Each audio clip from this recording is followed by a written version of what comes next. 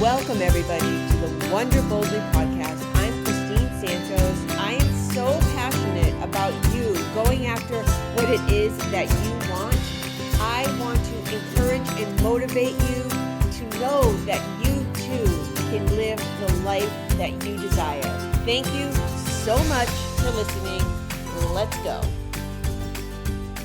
Hello, hello, hello, and welcome to another episode of Wonder Boldly. Today I have on with me Courtney Saye, and she is the founder of the Functional Fertility Clinic, where she helps women and couples identify the root causes of infertility using advanced lab testing and personalized functional medicine approach. Her clinic has supported hundreds of families on the path to pregnancy.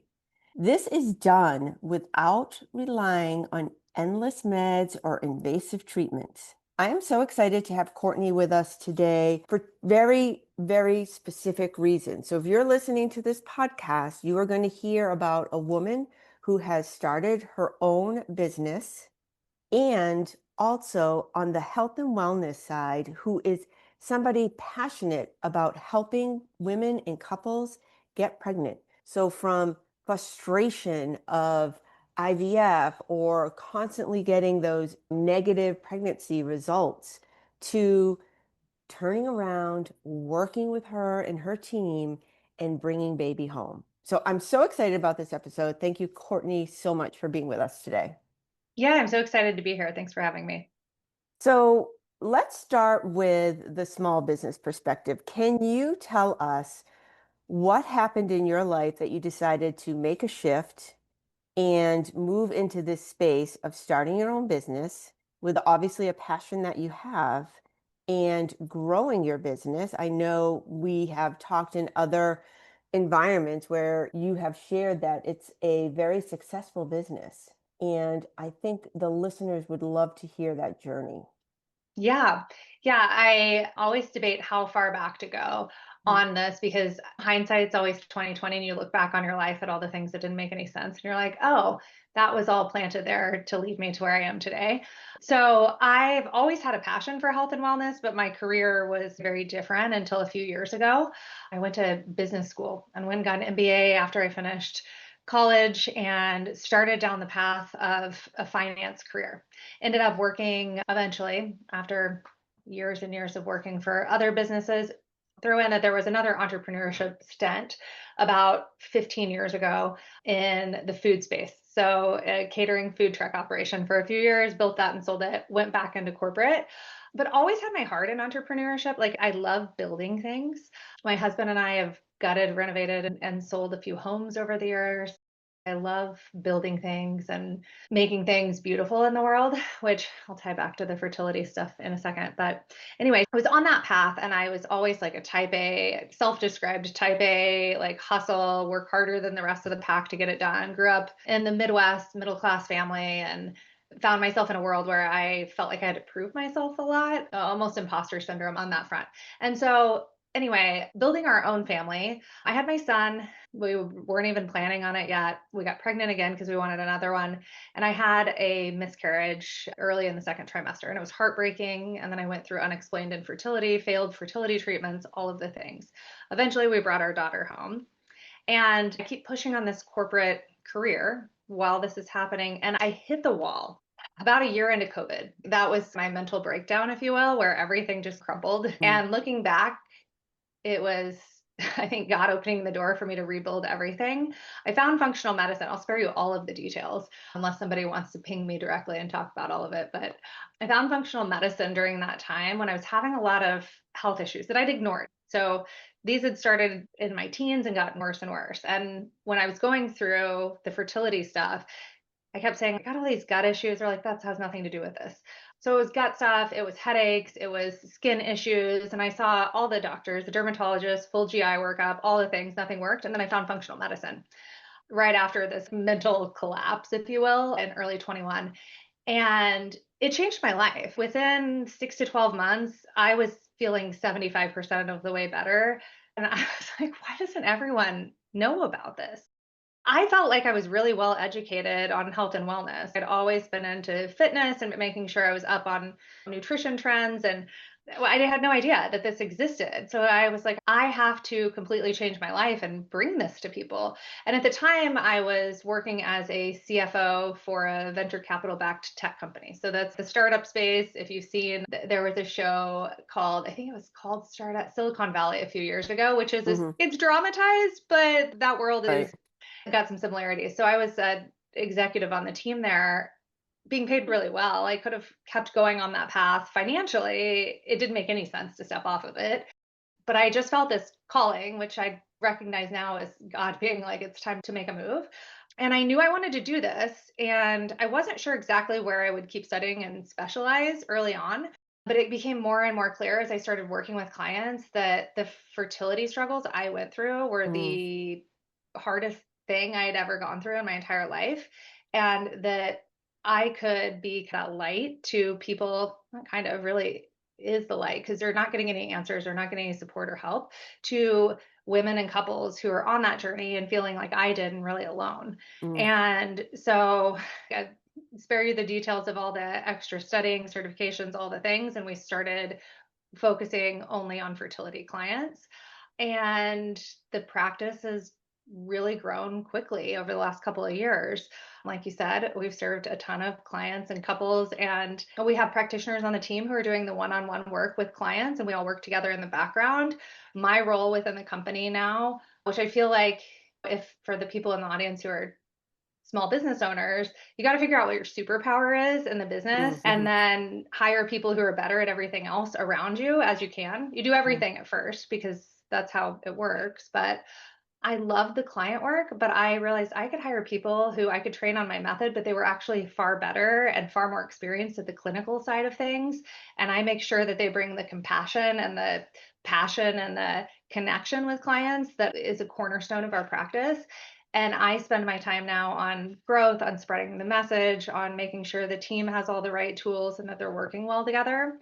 And it's the most soul filling, rewarding work ever. It's hard because people come to us, like you said, after long journeys sometimes. So they're carrying a lot of trauma with them and they have an ounce of faith left that this mm, might work, but they're not mhm, quite sure. They're like, I'm going to give it a try, but I don't know.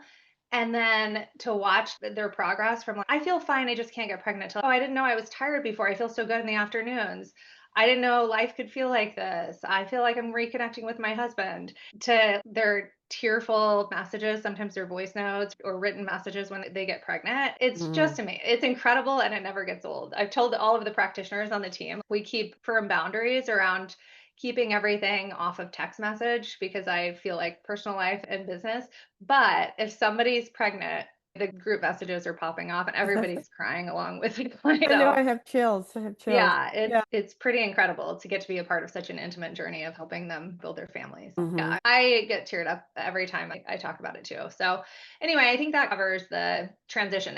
It didn't really make any sense logically for somebody like me who is very analytical and type A, but I think I had ignored that voice. You call it whatever you want, depending on your belief system, the universe, coincidence, God, but I had shoved that aside in favor of following a logical path my whole life and start going, okay, I'm going to go this route. It doesn't make any sense, but I'm going to go this route. And now seeing the fruits of what we've been able to do in people's lives. And it's pretty incredible how you do one thing is how you do everything. So it's a journey for your whole life, probably. But I'm Mm. learning to soften into other areas of my life and go, okay, I'll go that way, even though it doesn't really make sense in my head.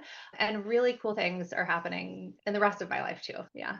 Oh, I love to hear that. Yeah. So similar for me, I was in the corporate space for 30 plus years, and I actually never intended to leave, right? Okay, I'm on the track, climbing the corporate ladder. I actually had targeted, I'd worked at a couple of different corporations, and then I decided to pack my car, and I'm in the Boston area. So I'm going cross country to California, live in California. And so I did that, and that lasted under a year. And I'm so glad I did it. But I was ready to come home, and I targeted the company I wanted to work at. I had friends that were working there. I knew I could travel, all the things. And luckily, I was able to get hired. And I climbed the corporate ladder. This was a plan. This is what I'm going to do. I am going to live and die at this company. And then you get to a certain salary level, comfort level, all the things. And it would be for anybody looking in from the outside that's, let's say, still in corporate or thinking about doing something different, like, what was that thing for you that you were like, okay, I'm going to walk away from whatever it is. It could be a really good Yeah. salary. It could be a great team. I'm listing all the things that I had, right? I had an Yeah. amazing team. I worked at a software development company for hospitals, and that was so rewarding. And the people I worked with were wonderful. And so it's like, how did somebody take that leap? So my question is to you, how did you make that leap? Yeah. So it goes back to not ignoring when you're getting, they say, like, if you need to do something in life, there's a feather and the whisper and the brick or something. And I feel like there were signs of that for a long time. I'm a worker. I love working. Even when I'm not sitting at my desk doing work for building my business, I am thinking about it. It lights me up inside. And I've been like that even in prior life, right? When I wasn't as passionate about the work, but I was working in a way that wasn't filling me up and it was burning me out. And I think most people aren't going to have this dramatic moment that I had in early 2021, where a lot of things that had been building over the years that I'd kept inside just had me crying on the bathroom floor one night and finally telling my husband something needs to change. And that wasn't exactly when it happened for good. I didn't know this was coming yet, but there were all of these signs of this isn't filling me up. And if I look back, I knew that I was drawn to entrepreneurship from like my MBA. I focused on finance, but also got a minor in entrepreneurship. And I loved those courses. I loved every second of it. And then I built a business that was unrelated and really hard and not a whole lot of income right away, but I loved it. And I remember looking back on that and going, I was making a lot of money and I had stock options, but there's something about you're only on this earth for so long and you got to do what feels like it's going to be the best use of your time, not in a way that makes sense on paper, but if you believe in yourself, I think you can do anything. I knew I could do it. And the moment that I knew I had to go, there were some signs at work, but I was also working with clients. I'd been, I don't know how I was doing it, but I was doing that, a mom to two, and also had clients on the side part time. And I was like, I would do this for free. That's how I felt about that work. It felt so important. And I hopped over into it. I think for a lot of people, you do have to dip your toe in before you can leave because, look, we all have bills to pay and we live in Southern California. It's not cheap to live here. We have a family.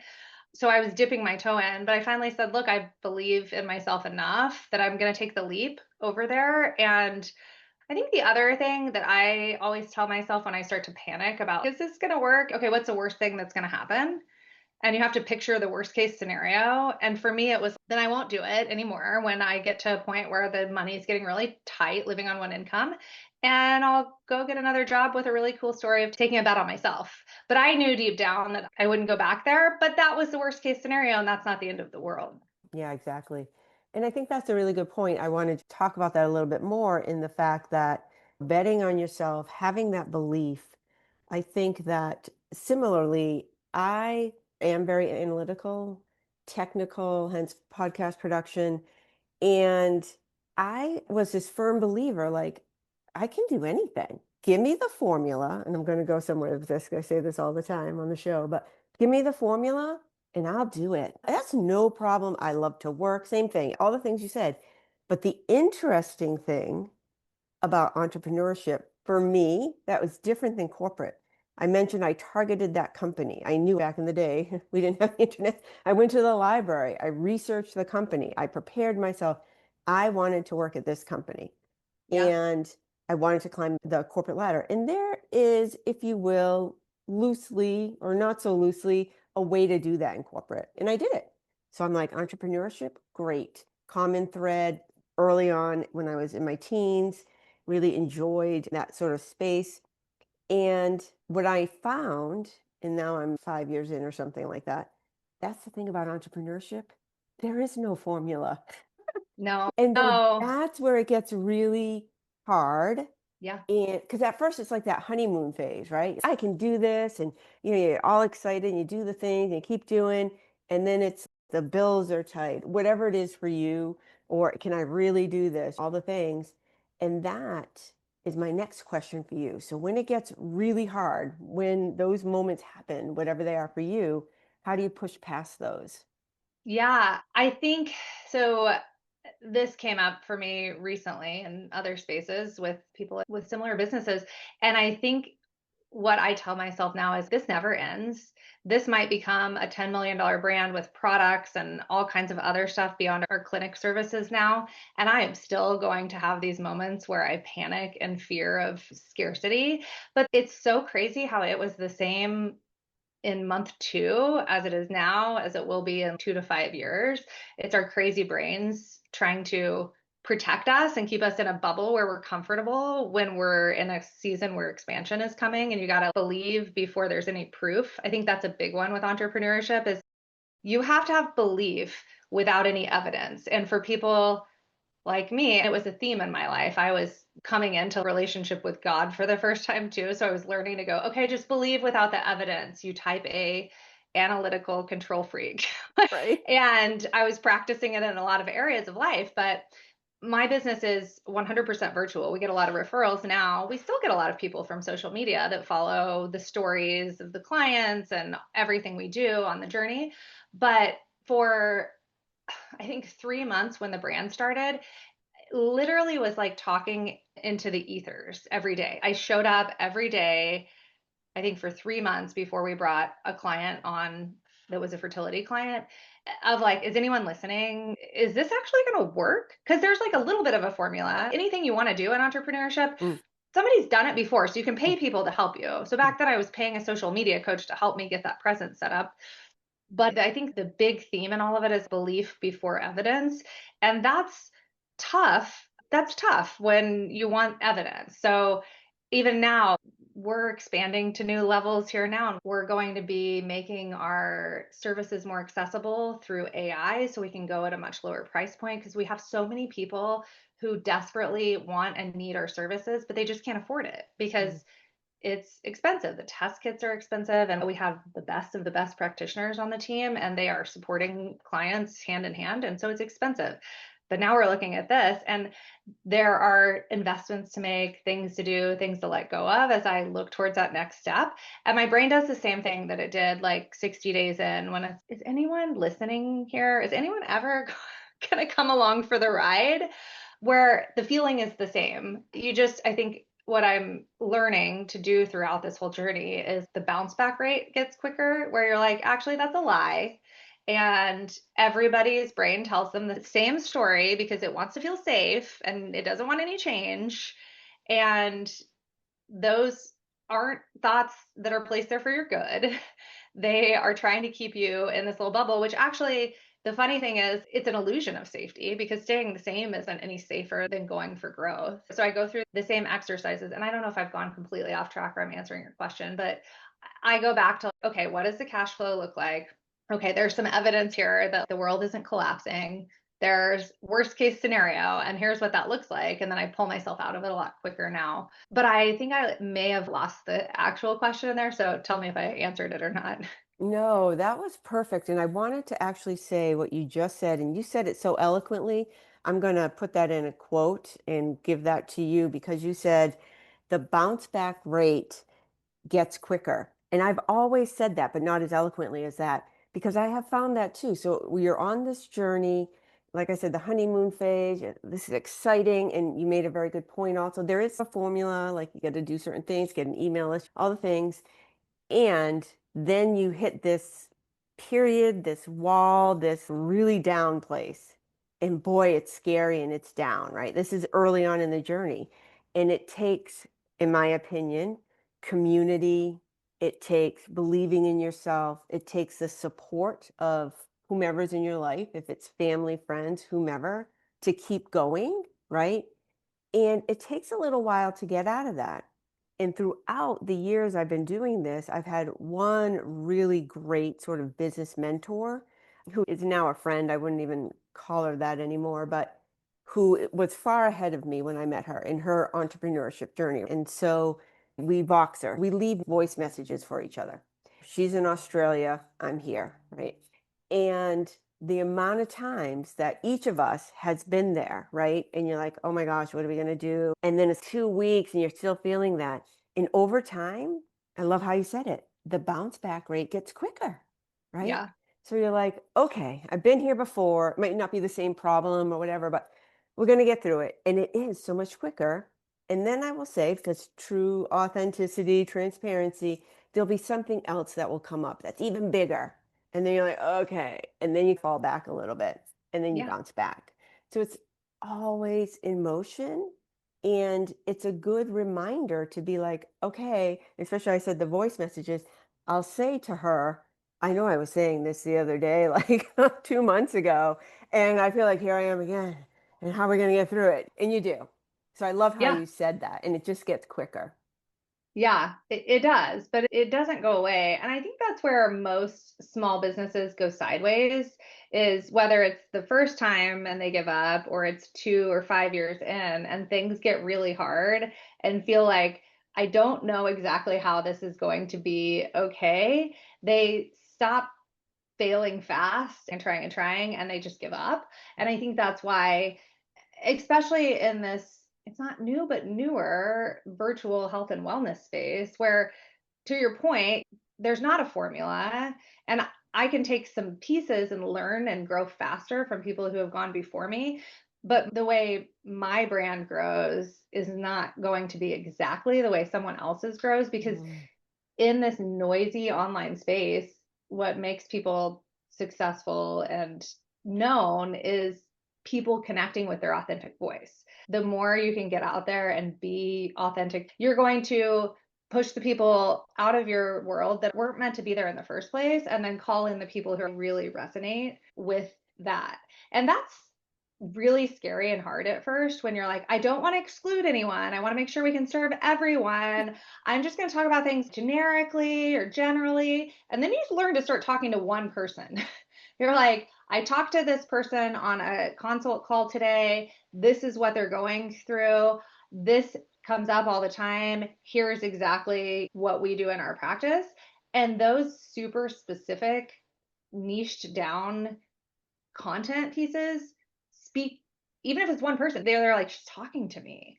So anyway, that's Mm-hmm. another piece of it, as you learn, is the people pleaser in me. I always, and probably a lot of women, at least in the audience, will identify with constantly wanting everybody to like them.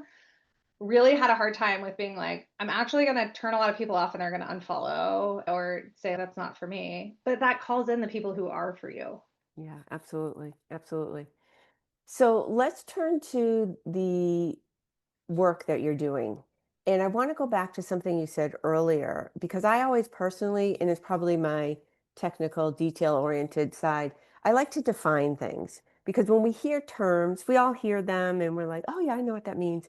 But when I'm speaking with an expert like yourself, I like to ask that expert to define the term. And you said functional medicine, right? So we're all nodding along, oh, yeah, functional medicine. But please define that for us and what that means for Yeah. you. Yeah. So I first, not caveat, but say that probably like anything else, the space is a little disconnected. Okay. So how we run our practice is not going to look the same as a local functional medicine doc or a naturopath. I think a lot of people are like, those all go together. And there's some common threads, but for me, for what we've built here and why it's unique, the common threads of functional medicine look like, at a fundamental level, you got to go back to Western medicine to understand the differences. So everybody understands the Western medicine paradigm because that's what we've grown up with. The body is split into its component parts. If you are having neurological issues, you go to a neurologist. If you are having gut issues, digestion problems, you're going to go to a gastroenterologist. If you're trying to get pregnant and having trouble, they're going to send you to a fertility doc. Your skin, you're going to the derm, right? And it's all separated in that paradigm. And that's what we've always known. Functional medicine sees the body as one interconnected system where everything is working together and you can't separate the component parts. So in our space with fertility, clients have been through some rigorous Western medicine tests a decent amount of time when they find us with a reproductive endocrinologist or maybe an OBGYN that specializes over there, where they've looked at a lot of things with their reproductive system. Are your tubes open? Are you ovulating? What's day 3 hormones look like? Have your partner do a semen analysis. And then they stop there and say, I don't know what's wrong. We didn't find anything. That's very common. Now, we do have some clients who have known issues, but about half of them or more in that boat of, I don't really know what's wrong. And the issue is there are so many other parts of the interconnected systems in our body that really work as one that are impacting people's ability to get and stay pregnant. Okay. And there's other people who have other functional medicine niches that they work in. They work with other case types. That concept is the same though, right? The body is working together as one, and you can't split it. You can't dissect it into these pieces where it's, let's look at what's going on in your brain, but not what's going on in your gut. Same thing with what we're doing with fertility. Where our practice is different, I won't say no one else has something out there, but then the majority of what we see in functional medicine is that we're running tests that are custom hand selected to see what exactly is going on in their bodies that is impacting their inability to get and stay pregnant. We work with women on their own and then sometimes couples. We always encourage the couple to come in because it's 50-50. And we're looking at the whole system, if you will.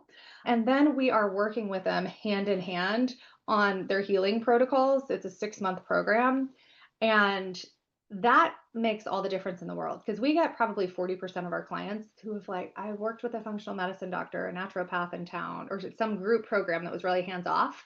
And they ran some tests and they got a bag of supplements. But the problem is, if you don't have somebody who's really helping you day to day with a nutritional foundation, and some people need help with some of the movement and sleep things that go along with it, and mindset and stress management, you're never, not never, but a lot of times you're not going to get all the way there. Supplements are a part of what we do. It's all non-drug, no drugs or prescriptions in our practice. Not that people can't take them, but we don't prescribe. But you have to have the foundation there, and you have to have someone who's supporting you through it. Because even as a practitioner myself, I was talking to a friend about this the other day. We have so many blind spots about ourselves. Like, I live and breathe this work, but I have to have somebody else look at my labs when I run them every year just to make sure I'm not missing anything, or go, what? Because it's so hard to be your own provider. And we get so many clients who they're the healthiest person they know. They've been on a journey of trying to eat organic and clean, and they're taking really good supplements. They don't know what their body needs, and they haven't had anybody guiding them through their blind spots too, to get all the way there. So I think that's one of the differentiating factors that takes us from getting these clients in who've been doing work for a year or two with somebody in the space to being pregnant at month 4, 5, or 6, because they got those extra pieces that were missing. And there were maybe some components. I always call our team detectives. We're not just looking at this is low or this is high or this is off, but how does it all go together as a picture, and making sure we're putting together the best healing protocols for them. And what would you say is one common block that people have? Yeah, like a common thread of Mm, issues that come up. mm. There's definitely some themes. Everybody's body is biochemically unique, but with women who are struggling to get or stay pregnant, like they're having repeat losses in the first trimester, we see a lot of suboptimal thyroid function. And that comes up in a couple of different ways. Some of them know they have hypothyroidism and they're on levothyroxine or Synthroid. That's incredibly common. And their doctor says everything looks good. Some of them had no idea because it's below clinical levels, which means in layman's terms, it's not diagnosable in Western medicine, but it's not optimal. So functional medicine, that's another piece we didn't really touch on. We're looking for optimal cellular function, not disease state. So we're going to identify things much earlier than the lab ranges would over there. And And so I just want to suboptimal pause thyroid function there in is a big regards, one. because I know you use a lot of lab work. And so I'll let you define it, but simply coming from working in software development for medical practices in hospitals, there are standard lab ranges, right? So we could, whatever it is, I'm not going to name a test, it doesn't matter, but it could be 1 to 10, right? And if you're within there, oh, you're good. Yeah. And so that's what you're talking about, right? Where it's Yeah. at. Okay, so please continue and share more. Yeah. I'll give you an easy example because it's one that relates to the thyroid piece of this, and it's all onion layers. But anyway, most people have seen TSH on standard tests. You probably get it done when you go get blood work. And that's the marker that Western medicine uses for, is your thyroid functioning okay? they will go between zero point 0.5 and 5 as okay. And then some of them are getting a little better and they'll be in the 4.5. Either way, that's their range for like your thyroid looks good. And they don't test all the other markers that give you the full picture most of the time. We're looking for optimal thyroid function to be TSH of 1, between 0.5 and 2 is optimal for getting to a healthy pregnancy. And we want to look at about 5 other markers that they don't tend to test to see the full picture, because that's only how the brain is communicating with the thyroid gland. It doesn't tell me the rest of the picture. And so it's ranges and then it's depth. And then with something like the slow thyroid function, whether it's diagnosed or it's something they had no idea was a problem, they're like, I asked my IVF doc and they said everything was fine. It's, yeah, but they were looking at a different range and they weren't going deep enough. Then you got to ask, why is that happening in the body? And there's always a root cause beneath that. Something's going on in the gut. There's micronutrient issues in the body. There are nutrition patterns during the day, even if they're eating super clean and healthy, that they've got to make some tweaks on to get them to optimal function there. So that's a common one that comes up. We see a lot of PCOS, endometriosis. Sometimes there's a known male factor issue where he had some parameter on the semen test that came up not great or pretty bad. And then some of them have done enough research to know that if they have hypothyroidism or Hashimoto's, that it may be contributing to their issues. And the rest of the crew falls into unexplained. And the unexplained category, I would say our average, we just did the math on this recently, our average successful pregnancy it's in the upper 30s for the woman's age. So 38, 39. And a lot of times when you get there as a woman in Western medicine, they say, your eggs, like it's egg quality. There's really nothing you can do. We'll just keep trying, just keep going through the fertility treatments, which whether you have PCOS, it's unexplained, you have endometriosis, if you're in that category of being 35 to early 40s, there's so much you can do to extend your reproductive longevity and improve your egg quality. And that's not ever talked about. So anyway, there's a range, but there's some common threads of what's actually going on at the root cause level that lead to a multitude of issues on the surface. So if you have hormonal symptoms or acne or headaches or gut issues, it doesn't necessarily mean, oh, that is this root cause. You got to run the labs to see what's actually going on in there instead of guessing.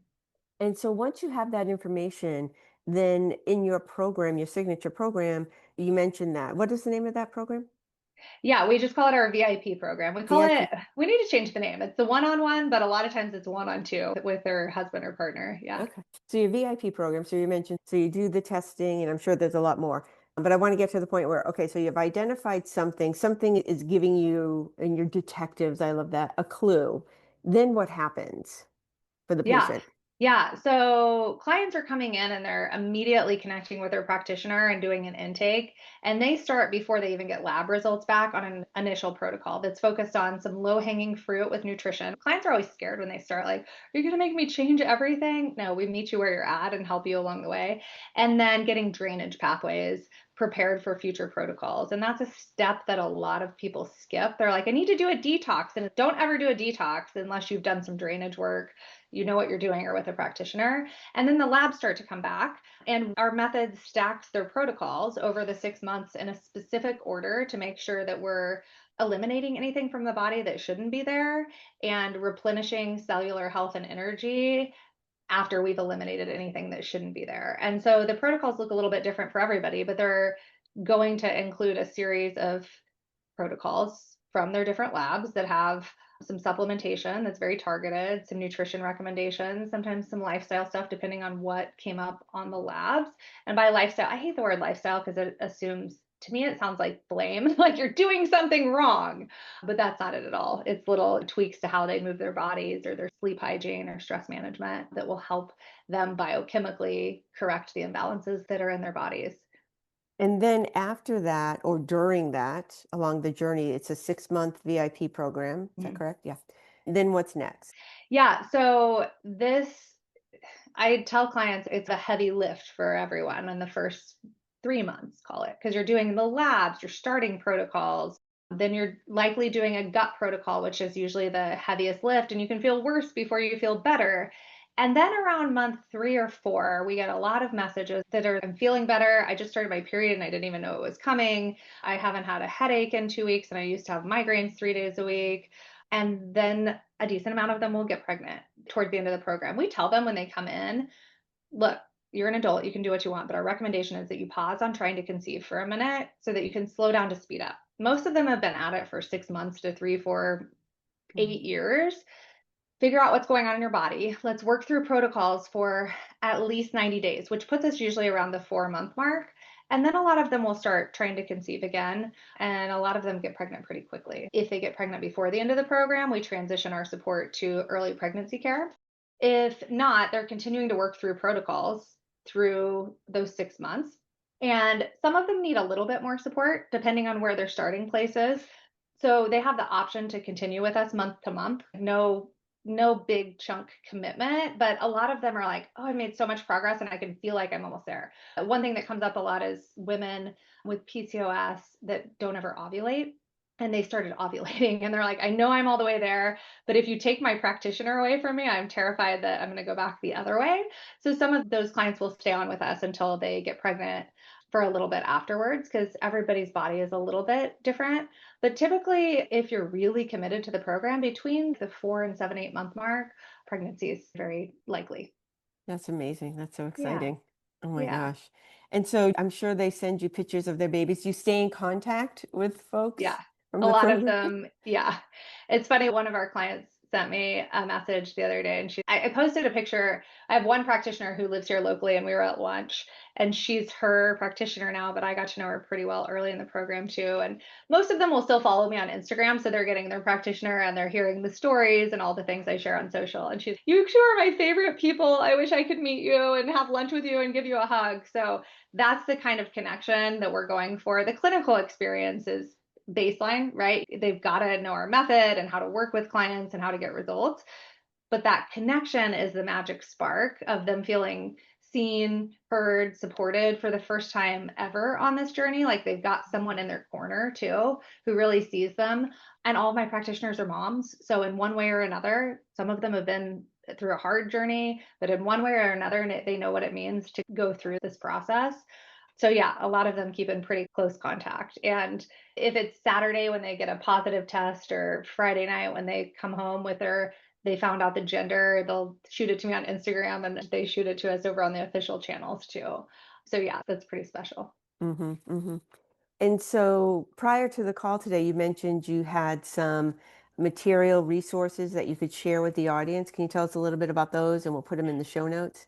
Yeah, for sure. We'll get the link over to you guys. We put together a guide for people who are working in, you don't have to be in health and wellness, but really it's for people who are working in the virtual space and early in the journey of trying to, or earlier in the journey of trying to build their brand, their presence, they're monetizing it with their offers, and just how to show up online. And we're going to be rolling out an option to have what we're calling a power hour with me, where you give me the whole download on where you are in your business. And we do an hour together to strategize next steps and have a couple days available in Voxer after for questions. But we can send you the freebie. So that's a few-page guide on how to get past. I think we called it something about like getting past imposter syndrome when you feel like a fraud, which is funny because as women, and this doesn't knock the men in the room, I just think they're better at this than we are. We think we have to be 20 years of experience and know more than all the books in the world before we feel comfortable being the expert. And that's not okay. People, I heard something early on, even with base level certification before all of the advanced stuff, that was like, people can benefit from where you are and the help you can give them right now. Stop trying to be everything before you go out and help people, because the world, especially in what we're doing and any functional medicine space, honestly, the world needs us so badly. There's a paradigm over in Western medicine and it supports injury. If you've got cancer, if you've got some things going on over there, thank God we have those treatments available, those medications, life-saving. But when we're dealing with something like suboptimal fertility or autoimmune issues or skin issues that no one has an answer for or gut issues, those are the spaces where it's really your quality of life is impacted, but you're not in an acute emergency or dying, Western medicine doesn't have answers for that. And so if you're listening and you're early in it and you're like, I know some stuff, but I don't feel like I'm an expert yet, at least get out there and start to share your stories, start to share what you've done with clients. Because I tell myself, even now, every day, if one person hears this and it changes their journey, that it's worth showing up and being uncomfortable. And that's so true. And just to expand on that a little bit, it is the journey of entrepreneurship, right? In totality, meaning not just health and wellness. Doing a podcast, for example, when my clients get that first, oh, thank you so much for creating that episode. It changed the way I looked at something, or somebody has developed products from nature. Oh, thank you so much because I was having this rash all the time. Whatever it is, if you have it on your heart or you feel like there's something calling you to do it, you don't have to be, I'm going to do air quotes, expert, have all the certifications, have all the things under your belt. Just start sharing, because I think you will be so surprised at how many people you're impacting. You won't even know Yeah. actually how many people you're impacting. And there will be those few who reach out and let you know. And Yeah. so it's getting over that hurdle of the imposter syndrome. So I love that. So thank you so much. We'll put that in the show notes. And then tell us how they can find out about your programs, any freebies for whether it's hormonal, PCOS, or whatever you have for us. Let us know. Yeah. We'll make sure we get you all the links for the website. It's got a lot of program info on it. We have a really cool webinar that's pretty new now that we can give the link for that too, that walks through, it's about an hour long. I'm still deep down a little impatient with stuff like that. So I always listen on 1.5 speed so you can go quicker. But it walks through our entire method of exactly how we get from start to finish with our clients, from PCOS, endometriosis, unexplained, whatever, you're too old, whatever it may be, to successful pregnancies. And we put it all in a webinar that's a little under an hour long. So that's my favorite freebie right now because all the things are there. We have a couple others on our website, and we'll share the website on preparing for IVF, success with IVF. Most of our clients go on to have a natural pregnancy, but 100% of our clients in the last 18 months that have gone to IVF because they had frozen embryos or their age or genetics have had success on their first round, which is unheard of. Usually it takes 2 to 4 rounds before most people get to success. So we've got one there. And then there's another good one on thyroid. And by the time this gets published, we have, there's so many fun things that we're putting out right now. We're finishing up a guide on functional blood ranges because we talked a little bit about labs earlier on. And one of the labs that we run is a blood lab. We look at stool, we look at urine, there's a saliva test. We're looking beyond the blood, but a lot of people have blood results from an annual exam or their reproductive endocrinologist ran or somebody ran for them and they said everything looks normal. If you're looking at it from how we're looking at it, optimizing it for a healthy pregnancy, the ranges are going to be far different. So we're putting a guide out, it's almost done, on what the optimal ranges are and how to look at those. So people can grab their stuff from Quest or LabCorp or wherever they went in their hospital system and pop it up against each other and go, oh, actually, there are some things right here on this basic blood work, but no one ever said anything to me. Fantastic. Thank you so Yeah. much for that. Thank you so much for your time. This has been so enlightening on both fronts of the entrepreneurship and the work that you're doing in regards to helping people bring home baby. I just love that. Yeah. Thank you for having me. I really enjoyed it. Thank you so much for listening to this episode. If you liked it, it would mean the world to me if you give it a 5-star review and recommend it to a friend. I so appreciate you listening, and I hope that these episodes motivate you and inspire you to go after your dreams. Until next time, continue to wonder boldly.